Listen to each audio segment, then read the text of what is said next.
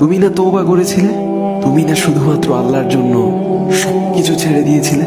বুঝতে পেরেছিলে কোথায় তোমার আসল ঠিকানা? ভুলে গেছো? আবার কোন পাপ তোমায় গ্রাস করে নিল? তুমি তো সেই যে নিজের পাপের প্রতি অনুতপ্ত হয়ে সিজদায় পড়ে অঝরে কেঁদেছিলে। তাহলে আবার কেন দুনিয়ার ধোকায় পড়ে গেলে? কেন ভুলে গেলে কোথায় তোমার আসল গন্তব্য? তুমি কি হার মেনে নিয়েছো নফসের কাছে?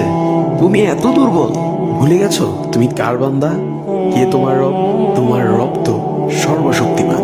সর্বশক্তিমানের বান্দা আবার কখনো দুর্বল হয় নাকি? মৃত্যু পর্যন্ত লড়ে যাও তুমি। শয়তানকে দেখিয়ে দাও তোমার ইমানের পাওয়ার। শয়তানের ধোকায় পড়ে অনেক পাপ করে ফেলেছো, তাই নিরাশ হয়ে গেছো তুমি, তাই না? তুমি কি জানো না তোমার রব কতটা মহান? তিনি তো তোমাকে ক্ষমা করার জন্য অপেক্ষা করছেন। তাই ফিরে আসো সেই রবের দুয়ারে, যার দুয়ার কখনো বন্ধ হয় না। ভিডিওটি ভালো লাগলে একটি শেয়ার করে দিবেন, হয়তোবা আপনার একটি শেয়ারও কারো হেদায়েতের উসিলা বনে যাবে।